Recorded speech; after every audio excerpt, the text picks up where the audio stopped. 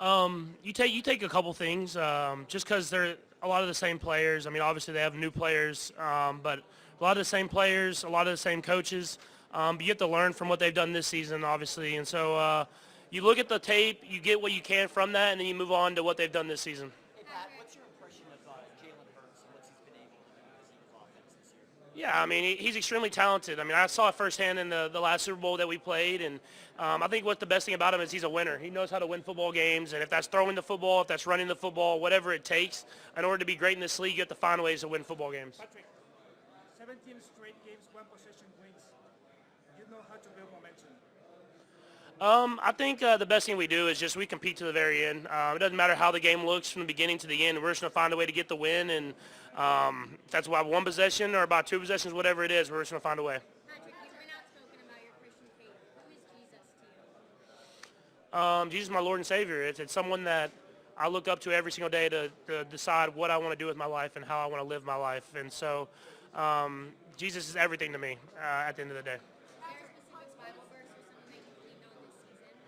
I don't know about this season, but I always lean on Acts 27 through 12 about a boy named Eutychus and his faith and him listening to a sermon and falling and dying and coming back to life. And it just spoke to me at that moment of how I need to live my life and how I need to be fully invested in God.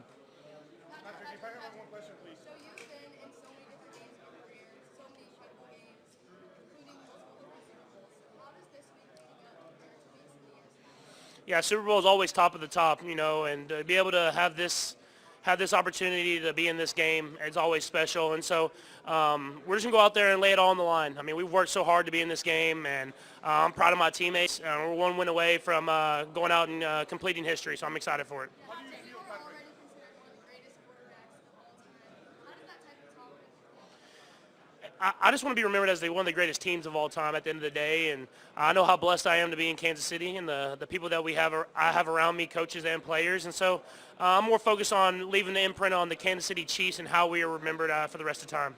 On the rise of sports gambling, do you feel pressure or threats against yourself, fellow players, coaches, or refs? Not at all. I mean, I just go out there and play the game that I love at the end of the day, and so I know people gamble on the game and everything like that, but at the end of the day, I play football for the love of it, and that's what I always will do. I think it gets people watching. I think that's good for the sport. But at the end of the day, I want people to realize that it's a game that you play on the playground for recess, and it's stuff that you just go out there and give everything you love. And I think that's what we try to do on the football field, and I think that's everybody on that football field. Many of us have gotten to cover you in so many Super Bowls, and it seems like the moment's never too big for you. When, if ever, do you get emotional? I think just after the games, when I look back on seasons, I get emotional just because of the process, the hard work that you put in. Win or lose, guys give everything that they have, and every team's different. I mean, we have a lot of the same guys that have been on these Super Bowl runs with us, but at the same time, from my first Super Bowl to now, I think it's only like 3 to 5 guys that are on that team. And so no matter how the season ends, you're going to be a different football team, and you just embrace and really just, have those moments together as a team, and I think that makes you a little emotional. And you talked last night about how growing up you hated the Patriots too, so you understand when people don't like to see you back on the stage. But what do you know now in the middle of it that fans don't know immediately? Like how hard it is? Yeah, I think it's just the grind of every single day of having to start from the bottom and then work your way back to the top. I mean, it's hard. It's hard to be in this game, and that's why I don't take it for granted. And it speaks to the guys I have around me that they're willing to go back to work, start from the beginning, work their tail off again to make it to this game. And so I think the fans know that, but until you experience it on a day-to-day process, you never really appreciate it. When you're on the field, basically the game's on the line, you're very close to reach something that's not even Montana, not even Brady, which is 3 consecutive championships. How do you disconnect all of this? How do you disconnect basically all the noise and to focus on what's up, where's that mental power? I think you just have to have a process of how you go about every single play, and there's certain checkpoints that I need to do as far as to recognize the coverage or recognizing what we need to do as an offense and just getting us to the best opportunity to be successful. And then you just play the football game. At the end of the day, it's a football game. It's a game that you played growing up. You just make it about that moment. You make it about that play, and you just execute your job. Sometimes people think of great quarterbacking as passing alone when there's a lot of other things that go into your position. How would you describe what you have to do beyond just passing and maybe a moment where you felt like you played well but the passing numbers I just, as I've learned in this league, it's all about winning at the end of the day. It doesn't matter how it happens. It doesn't matter if it's dissecting the coverage before the play, getting us to a run play, or running with your legs, or throwing the football. It's just about winning the football game. And at the end of the day, that's what the ultimate goal is. And so that's what I've tried to do, especially at this part of my career, is even though that the stats might not be as flashy as they were in my first year, we've won a lot of football games, and I'll always be proud of that. Patrick, 6 years ago, it seemed like this team just loved around the NFL. Now you're almost playing the role of the villain. What do you think about that? Does it motivate you? I don't know if it motivates me. I think I'm so motivated by just the success that we have together as a team.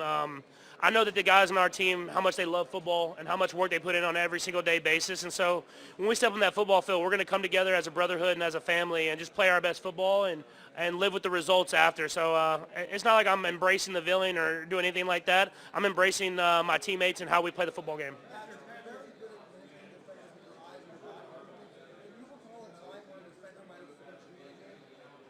Oh, yeah, it happens a lot. I mean, that's why interceptions happen. So, no, it's these guys are talented on that side of the football, and they study film and watch plays just like we do. And so there's definitely times where the defense it gets me on certain plays or certain blitzes or certain coverages, and you just have to learn from those and try to be better the next time. What?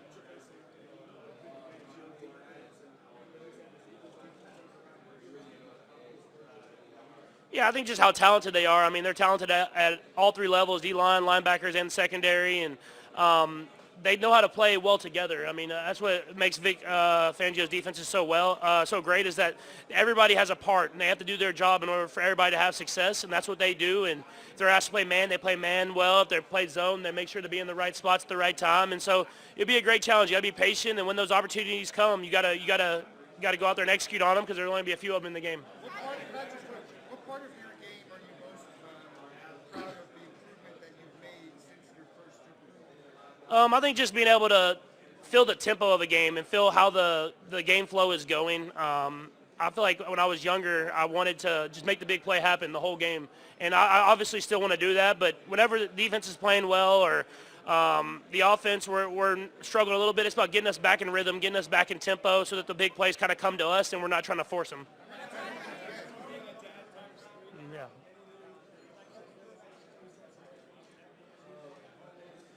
Yeah, it's always motivating whenever you have another baby. I mean, just because I want them to have the same experiences that the other two had, and she's been amazing. She's been sleeping well. Mom's been extremely happy, and I'm excited for her to be able to come to. I think this will be her first football game at the Super Bowl, and hopefully we can get her a win. Say that again? I don't know if I was in Long Island with the Mets, but he played on the Long Island Ducks. So when he was there, I definitely spent some time in Long Island. I was a little bit older too then, so I remember a couple of things. But the games were awesome. They had a lot of fans in the stands, and some of that independent baseball and that he played at the end of his career was kind of some of my favorite moments. Everybody seems to want a piece of you. How many autographs would you estimate you signed? I mean, I can't even a lot. I would just say a lot of them. But I mean, that's a part of it. I was a little kid asking for autographs from my dad, so I'm always, especially for the kids and the kids that want to live out their dream and are looking for some inspiration, I always will sign those autographs to them. What's the strangest request you've ever had? I signed some man's back because he had a tattoo of me on his back, and I got kind of cornered into where I had to do it. That was a pretty strange one.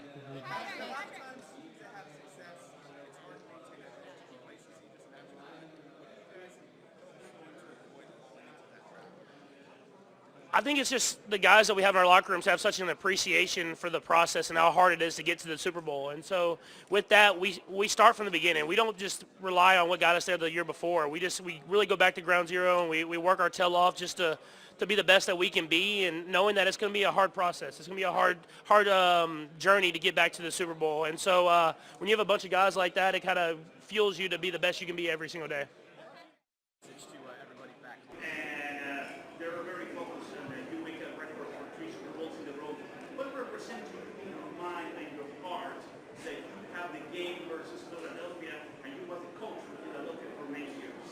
Yeah. Yeah, that's a good question. It's unique for sure, and really unique to have it gone on twice here. So But I have a lot of respect for the people in Philadelphia, how they run things, the city itself.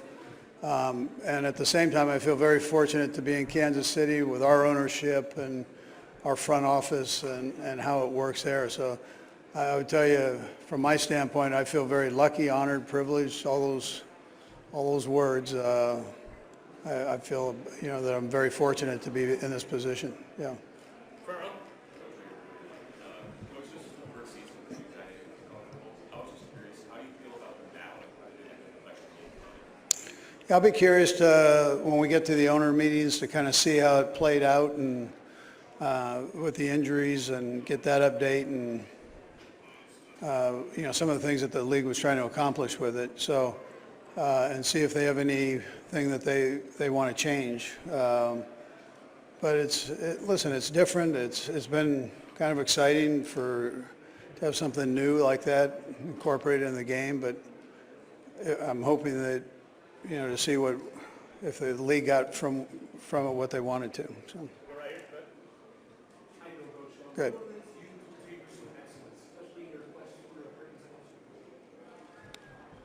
Yeah, listen, we try to work hard. I mean, I keep it that simple.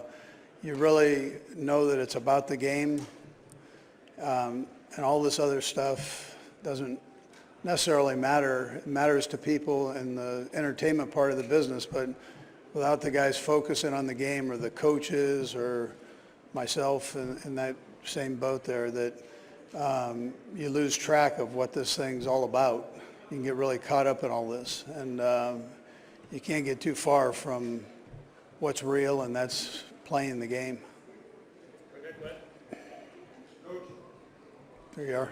During your time in Green Bay under Mike Holmgren, is there anything you took away from that time that you would apply to these coaches and moments, these big Super Bowl moments? Yeah, I love my stay in Green Bay. 7 years there, so I enjoyed that. Great people there.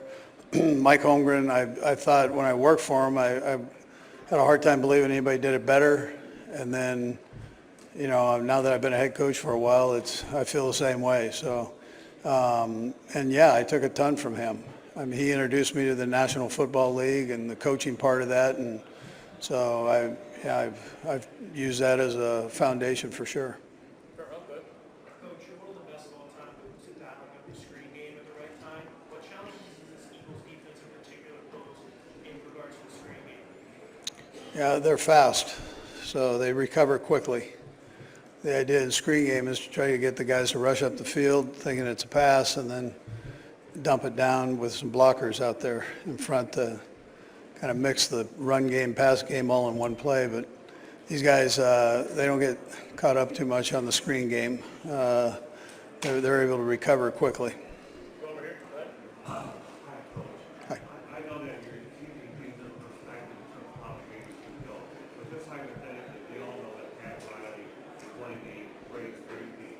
How do you visualize the thought of you being mentioned in the same sentence as an iconic coach, figure like Pat Riley? Because this guy has won at all levels, and he's been able to coach a lot of different players from a lot of different accents. Yeah, no, he's a great one, and that was a great little nugget he threw out there with his saying, and but that's a different sport. That's the direction he went with it, and that's not the only thing that made him great, but that was a great prediction there and challenge. I think you guys have taken care of all that for me. I don't have to say much, so other than get ready to play the game. Jeff? Coach, it's already got to be surreal that you're facing the Eagles again in the Super Bowl. How about facing, you got kids, Jeremiah Flowers Jr., how surreal is it that you're facing him? That means I'm old. Yeah, no, listen, Jeremiah his father was one of my favorite players. And this kid, his son has done a tremendous job did it at Clemson and now transferred it to the Eagles. And yeah, I think it's a neat deal. He's wearing the same number, all that. Yeah, that's a great deal. Great deal for the family.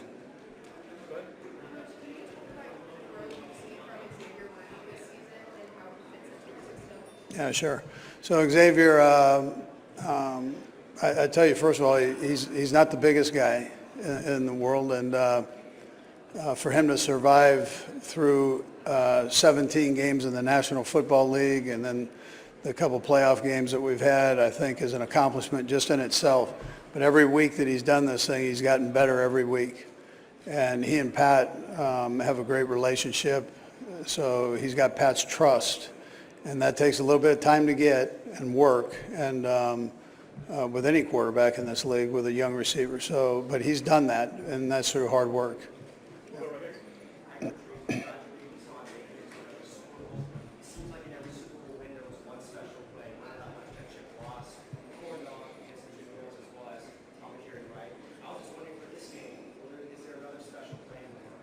Oh boy, I don't know that. I mean, we're going. Time will tell, right? Ask me that after the game. I'll let you know. But coach over here, the fact that you get to face all against with Fangio again, with Richmond coach, how unique is it, and even the fact that you're back in the Super Bowl in New Orleans when you won your first ring of the back? Yeah, that's something. I mean, coincidental for sure. Great city, New Orleans is. Facing Vic Fangio, we've faced him at Denver, Miami, and the Eagles in the same year. I feel like we've gone against each other a lot for a lot of years here, and we're fortunate to have Steve Spagnuolo. But I tell you that Vic is one of those guys. He's just one of those real creative defensive minds that's survived a long time in this league. He's been time tested, and he has the trust of his players there.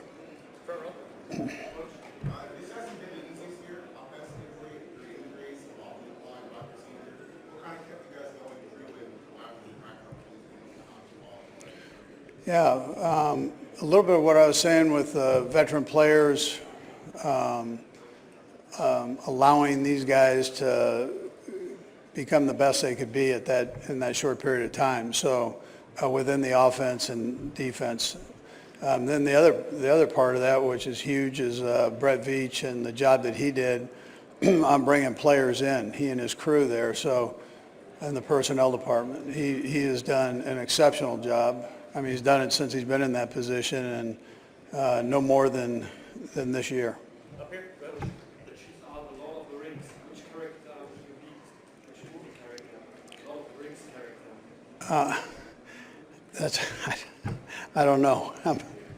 I'm not sure how to answer that. Which character would I be out of the I don't even, myself. Mr. Hunt said yesterday that he's certain that next year you're going to be back. And I'm wondering, I know winning is its own motivation. What is your motivation for continuing to do a very difficult job? And is the most wins ever of any coach part of that motivation? Yeah, that's not part of it. That I enjoy teaching, so I don't get caught up too much on all the stats and all the records and all that stuff. But I enjoy being around the guys. I enjoy football, the game. You can't put in the hours that we do and not enjoy it. I love the game. Yeah. Yes, I'll be back. I'm glad he's going to have me back. I mean, Good morning, Coach. Good morning. I see the Kansas City Chiefs is a very stable organization. We see another successful teams moving their coordinators, defensive, offensive coordinator, and other teams. What do you guys manage to avoid, give, for instance, Spagnuolo competing with you guys many years? Yeah, that's a real good question. I thought he and Nagy might move on this year and be head coaches again. For whatever reason, it didn't work out. I mean, I don't know the answer. The owners know that and what they're looking for. But I'm glad that, selfishly, I'm glad that they're with us right now, and hopefully they stay for a long time. Yeah.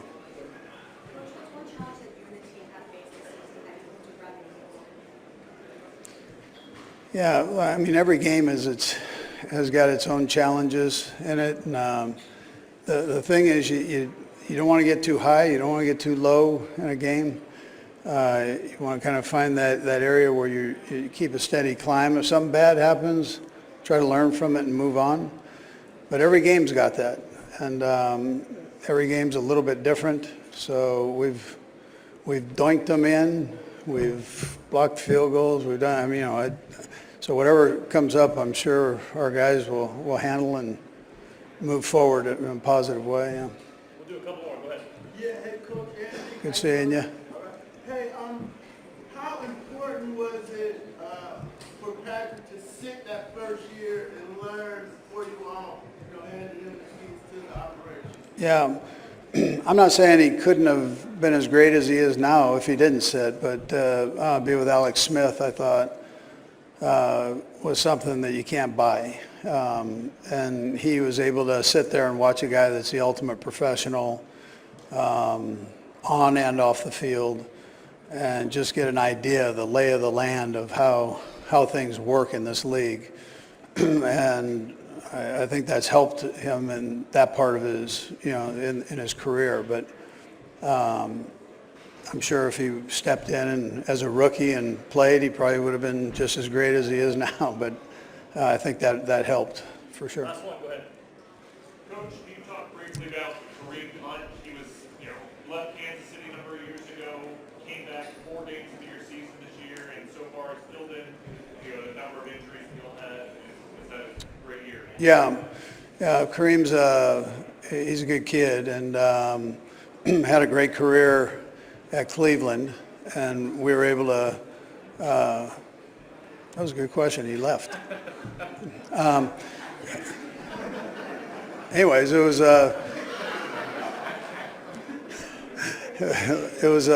I got you. Moving fast, covering a lot of bases.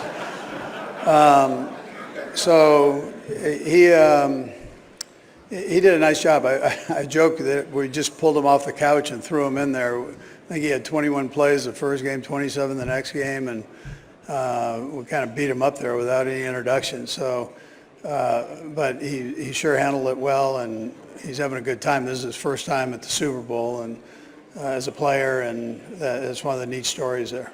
Thanks, Coach. Okay, good.